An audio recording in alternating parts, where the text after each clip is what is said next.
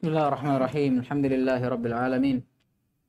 Wassalatu wassalamu ala al-mab'uthi rahmatan lil alamin. Nabiyyina Muhammadin wa ala alihi wa sahbihi wa man tabi'ahum bi ihsanin ila yaumiddin. Amma ba'd.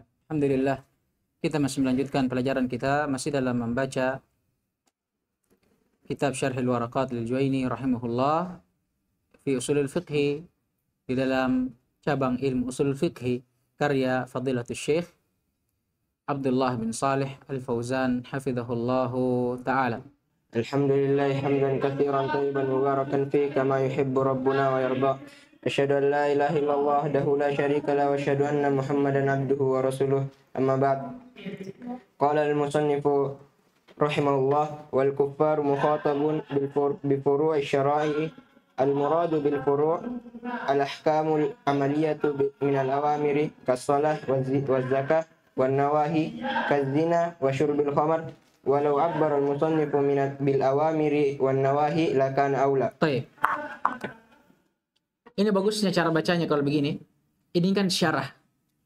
Syarahnya musannif rahimahullah terhadap ucapannya, syarahnya syarih yang mensyarah terhadap ucapan muallif. Kalau mau bagus bisa antum baca qala syarihu hafizahullah inda qauli al-muallif wal kuffaru mukhatabuna bi furu'i syariah. Qala al-muradu bil furu', seperti itu. Jadi qala syarihu hafizahullah inda qauli al-muallif wal kuffaru mukhatabuna bi furu'i. Qala syarihu hafizahullah ta'ala inda qauli al-muallif wal kuffaru mukhatabuna bi furu'i syariah. Muallif berkata pada matan, dan orang-orang kafir mereka juga dikhitab, namun dikhitab dengan furu' asy-syariah. Masalah atau perkara cabang dalam syariat. Kata beliau, al-muradu bil furu'i al-ahkamul amaliyatu min al-awamiri kas-salati waz-zakati wan-nawahi kaz-zina wa syurbil khamr. Yang diinginkan dengan furu' syariah, perkara cabang di dalam syariat, itu seperti hukum-hukum amaliyah. Karena hukum itu terbagi menjadi dua. Ada hukum i'tiqadiyah, ada hukum amaliyah. Hukum yang berkaitan dengan i'tiqad, keyakinan, dan hukum yang berkaitan dengan amalan. Kalau furu' syariah, ini lawan dari apa? Usul syariah. Berarti yang dimaksud dengan usul syariah itu tadi ahkam al-i'tiqadiyah. Adapun untuk furu' syariah yang diinginkan dengannya ahkam al-amaliyah, hukum yang berhubungan dengan amalan-amalan minal awamir, seperti atau diantaranya berupa perintah seperti salat dan zakat, dan diantaranya juga berupa larangan seperti larangan untuk berbuat zina wal iyadu billah, dan larangan untuk meminum khamr. Setiap dari perintah dan larangan ini, inilah yang dimaksud dengan ucapan muallif bahwa orang-orang kafir juga ikut dikhitab dengan khitabullah, tapi dengan khitab apa? Furu' asy-syariah.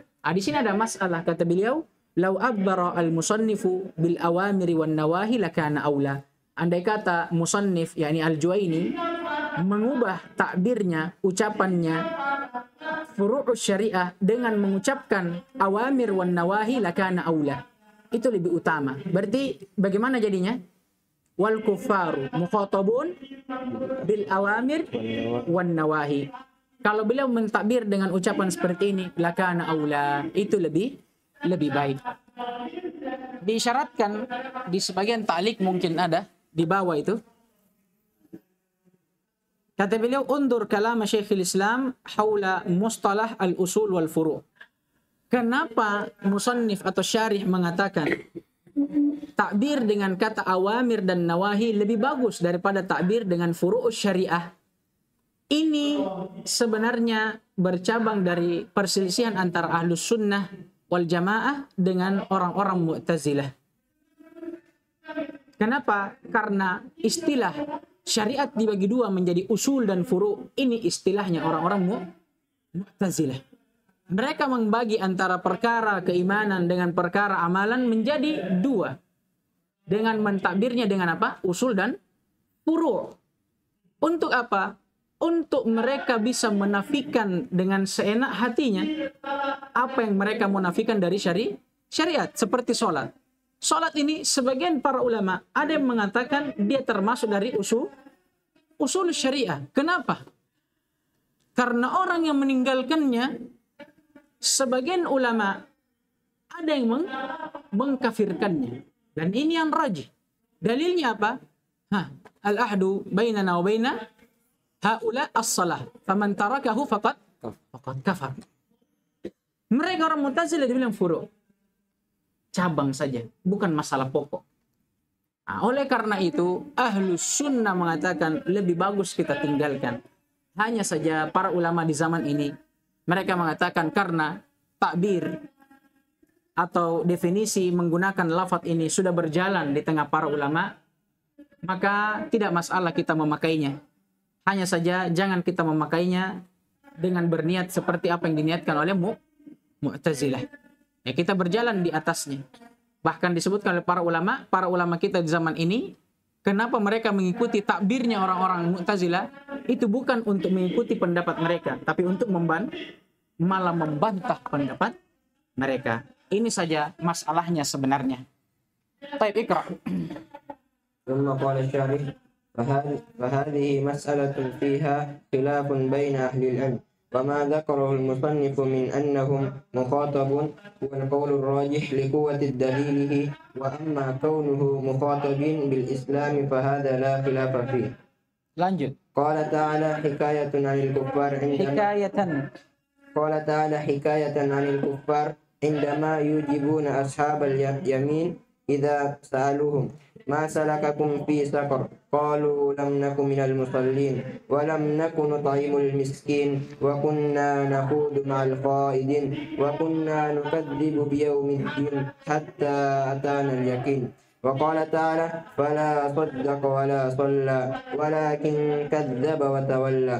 ومن الأدلة أيضا التمسك بالأمومة كقوله تعالى ولله على الناس حج البيت من استطاع إليه سبيلا وقوله تعالى يا بني آدم خذوا زينتكم عند كل مسجد. طيب يكفي جزاكم الله خيرا. قال الشارح حفظه الله فهذه المسألة فيها خلاف بين أهل العلم. Masalah ini terdapat di dalamnya perselisihan di antara ahlul ilmi atau di antara ulama. Masalah apa ini? Tentang dikhitabnya orang-orang kufar. Apakah mereka masuk di dalam khitab atau tidak? Wa ma dzakarahul musannif min annahum mukhatabun huwal qaulur rajih. Adapun yang disebutkan oleh musannif bahwa hum kembali ke mana? Annal kuffar mukhatabun, bahwasanya mereka juga ikut di dalam khitab syar'i. Hadha huwal qaulur rajih. Inilah pendapat yang rajihnya. Tapi ingat, bukan pada setiap tidak sama bentuk khitabnya antara mereka dengan khitabnya dengan orang-orang mukmin. Kenapa? Liquwwati dalilihi, karena kuatnya dalilnya. Dan ini disebutkan oleh para ulama adalah madhab al-Imam Asy-Syafi'i dan juga madhab Malik dan riwayat dari Imam Ahmad dan sebahagian dari orang-orang Hanafiyah. Ini pendapat dari madhab Syafi'i, begitu pula madhab Malik.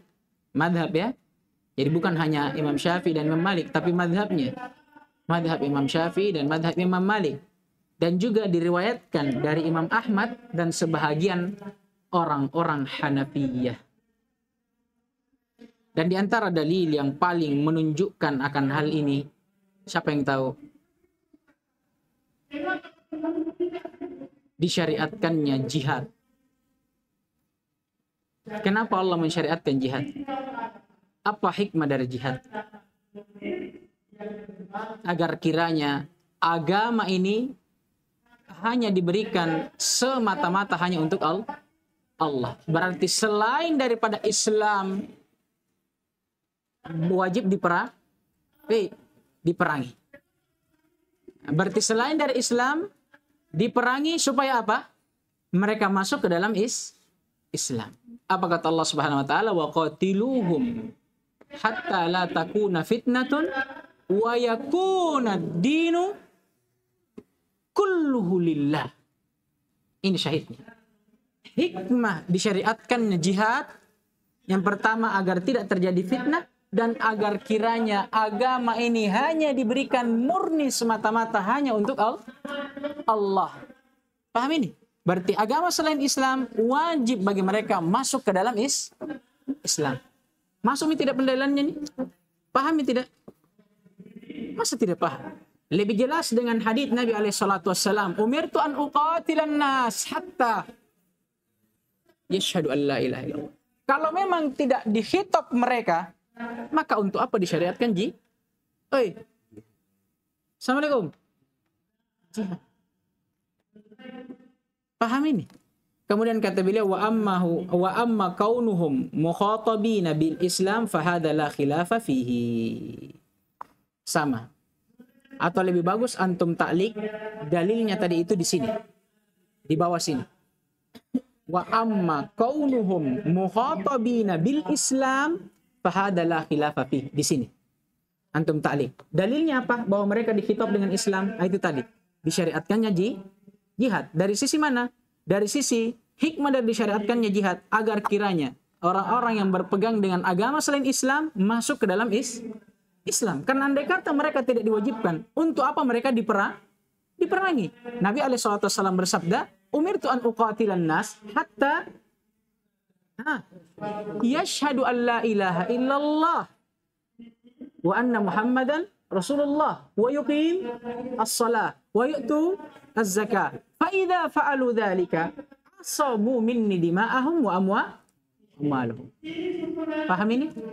Andai kata mereka tidak dikhitab, untuk apa disyaratkan jihad? Paham ini? Antum dapat di sisi pendalilannya. Siapa yang tidak dapat angkat tangan?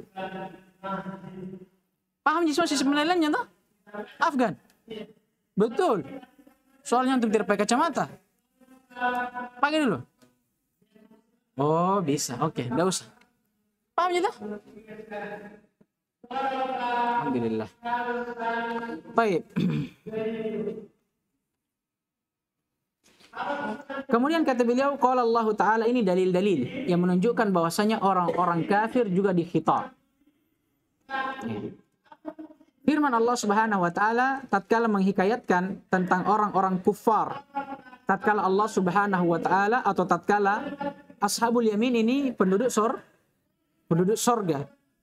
Penduduk sorga yang menjawab pertanyaan dari Allah, seraya Allah pun juga bertanya kepada penduduk neraka atau ashab asy-syimal. Apa kata Allah terhadap mereka? Masalakakum fi saqar. Apakah sebenarnya ini atau apakah gerangan yang menyebabkan kalian dimasukkan, dijerumuskan ke dalam neraka sakar?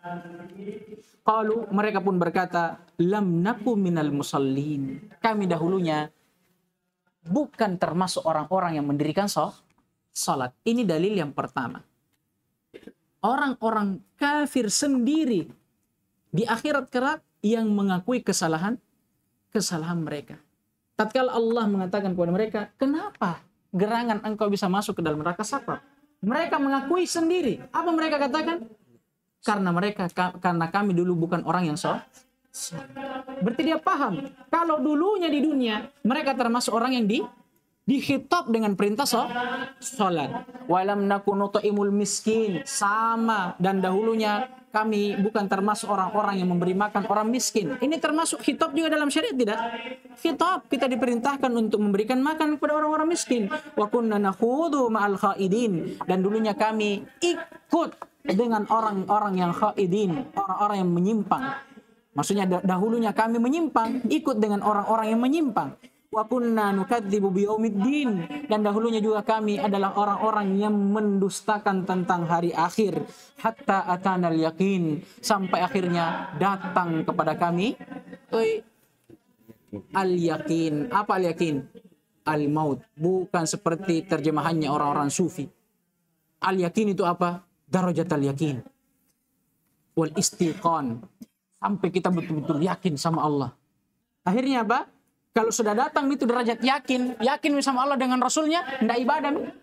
Karena memang di sebagian ayat Allah katakan apa? Apa kata Allah? Fa'budu rabbaka hatta ya'tiyakal yakin.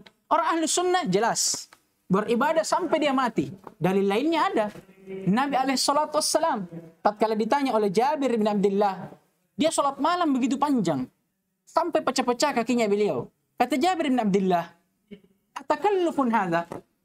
Apakah engkau berlebih-lebihan melakukan ini?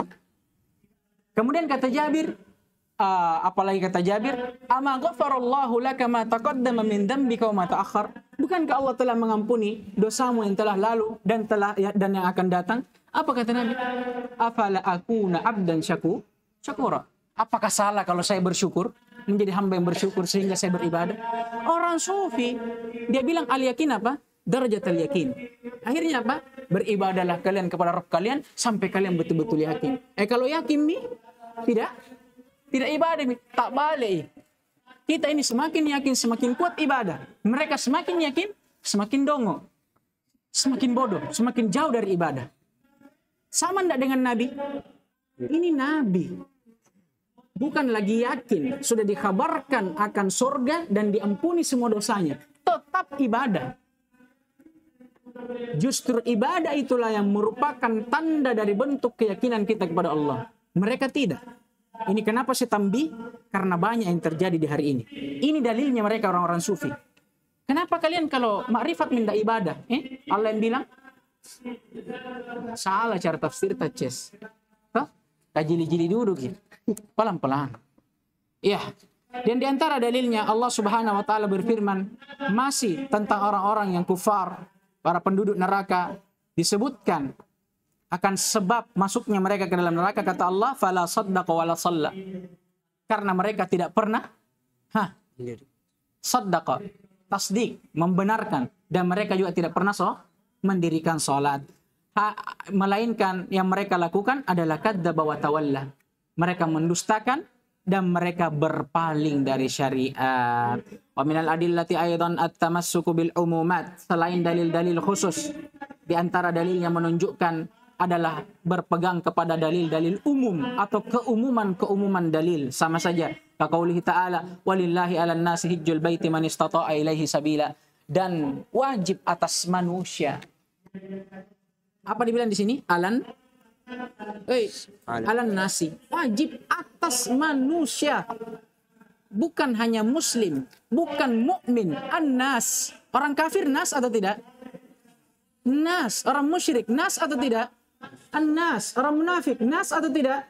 Nas, semuanya masuk dalam lingkup nas, dan semuanya apa kata Allah? Alan nasi hijjul bait, wajib atas mereka berhaji.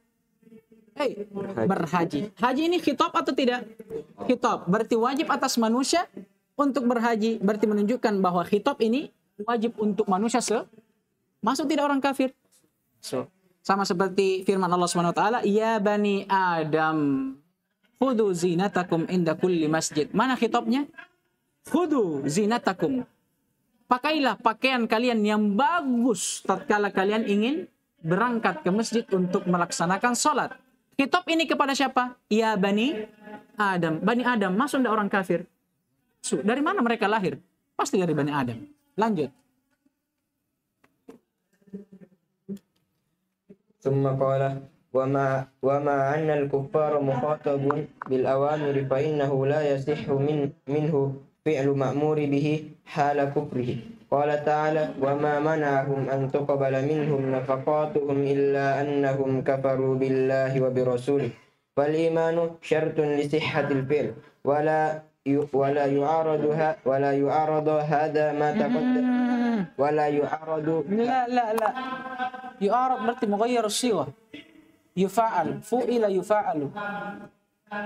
Ini bukan mughayyar sighah, bukan majhul, maklum. Kenapa saya bilang maklum? Lihat fa'ilnya. Hada. Wala yu'aridu hada ma taqaddama. Sekarang ma apa itu ma? Maf'ul. Maf'ulun bihi-nya. Lanjut. Ma taqaddama min annahum mukhatabun hala kufrihim. لأن المراد بذلك أنهم يعذبون عليها في الآخرة في Annahum أنهم أنهم يعذبون أنهم يعذبون. Sedikit lagi.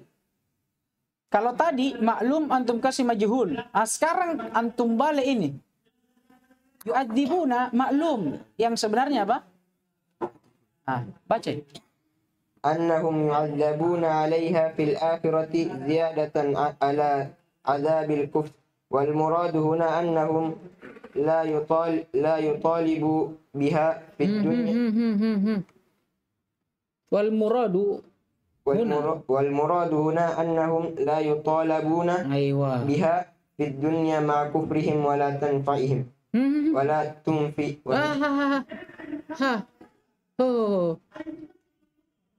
ولا تنفعهم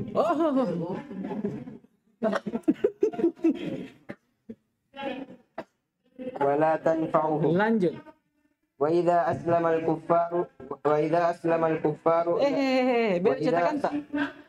Beda cetakan tak? Baca baik-baik. وإذا أسلم الكافر لا يأمر بقضاء ما مضى لا يأمر بقضاء Allahu Akbar. La haula wala quwwata illa billah. وإذا أسلم الكافر لا يؤمر بقضاء ما مضى لقوله تعالى قل للذين كفروا إن ينتهوا يغفر لهم ما قد سلف ولقول النبي صلى الله عليه وسلم لعمر بن العاص أما علمت يا عمر أن الإسلام يهدم ما كان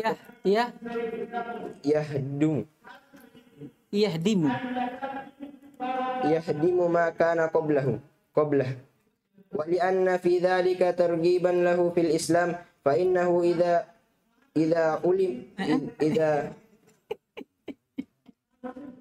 إذا علم أنهم لا يطالب بقضاء ما لا يطالب بقضاء ما ترك فإنه يرغب في الإسلام إذا لو كلف بالقضاء لنفر عن الإسلام والله أعلم. Sini fa innahu yarghab ya. Sini yarghab fil Islam atau yurghab bisa. Tadi itu fa innahu idza alima annahu. Sekarang sudah dibuka pakai innahu. Ada isimnya inna. Dia butuh apa? Khabar. Khabarnya bentuk apa? Jumlah. Idza ulima idza alima annahu. Kenapa kita bisa baca alima?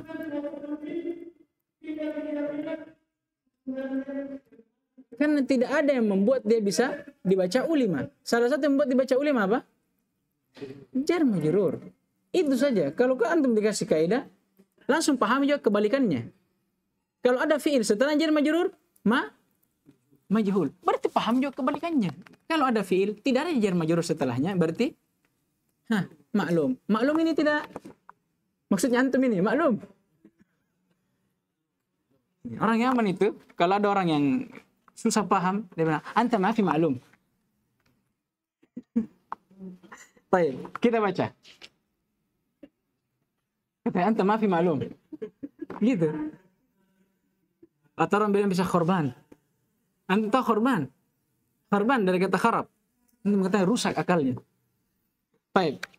ثم قال الشارح حفظه الله تعالى وما أن ini masalah. Di sini inti masalahnya. Karena kita sudah sepakati bahwa kufar juga dikhitab dengan syariat. Hanya saja yang dia dikhitab dengannya dia dikhitab dengan syariat, baik usulnya dan furu'nya. Hanya saja bentuknya yang berbeda.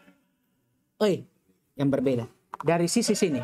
Kata beliau, ma'annal kafir mukhatabun bil awamiri fa innahu la yasihhu minhu fi'lul ma'muri bihi hala kufrihi. Kata beliau, bersamaan dengan keadaan seorang kafir yang dikhitab.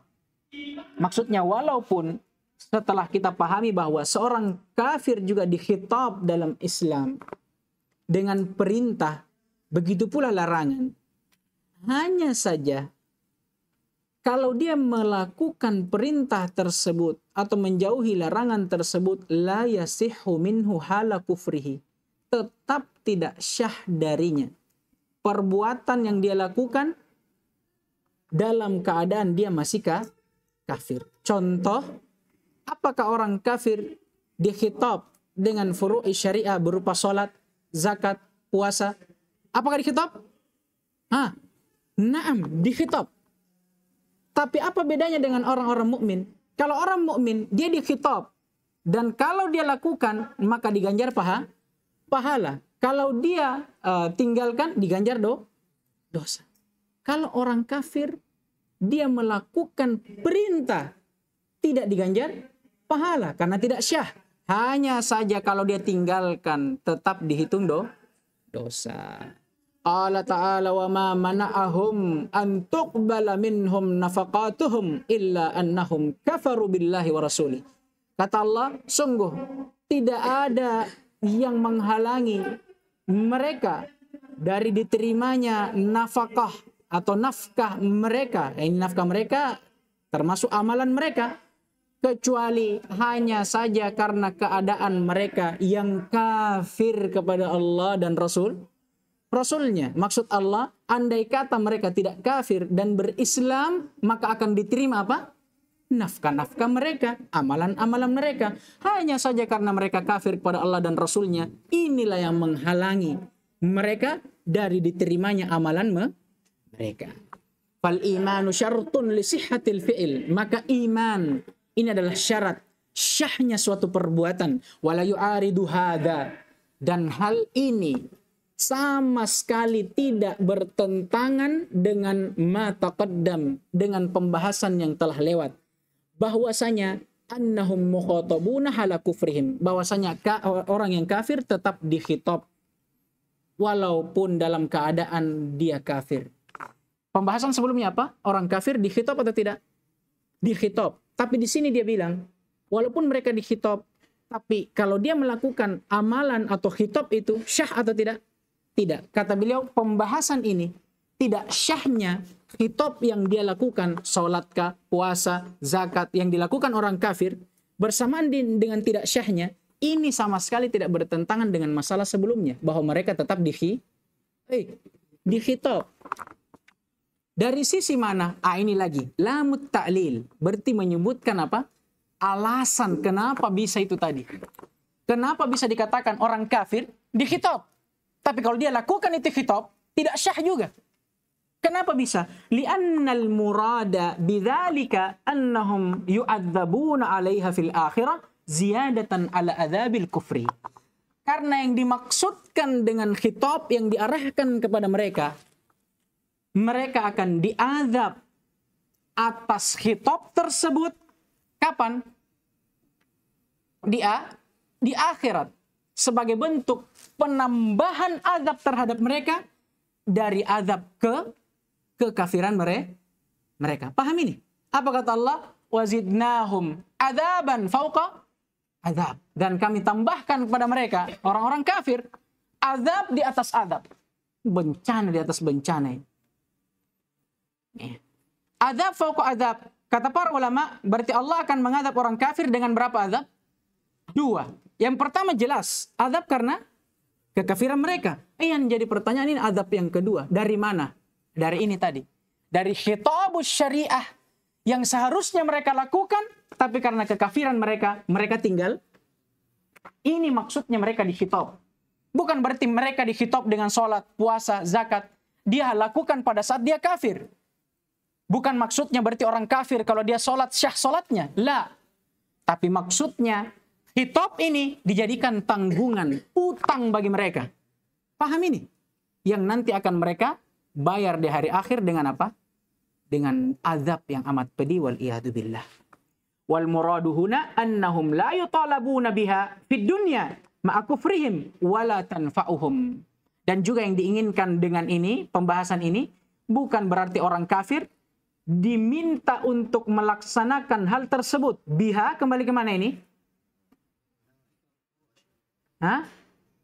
Bil awamir, itu yang di atas itu lihat mukhatab ma'annal kuffar mukhatab bil awamir.